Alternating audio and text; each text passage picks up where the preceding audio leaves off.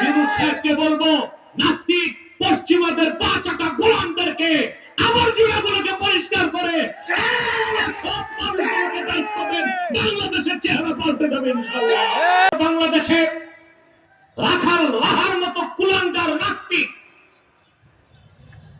আর গালিবের মতো ইডেন কলেজের প্রফেসর আল্লাহ তার হাবিবের সামনে বেয়াদবি করার সাহস কিভাবে পেয়েছে আমরা জানতে চাই। শাস্তি চাই, ফাঁসি চাই। মুরতাদের শাস্তি কি?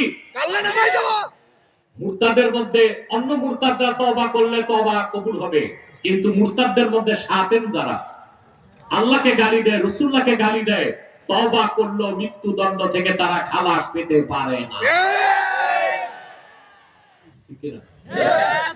আমরা দেশে কি পাইছি এখন দেখেন। এ রাখাল রাহাকে দায়িত্ব দিয়েছে এনসিডিবি তে বই লেখার কাজ, আর লোক পায় নাই।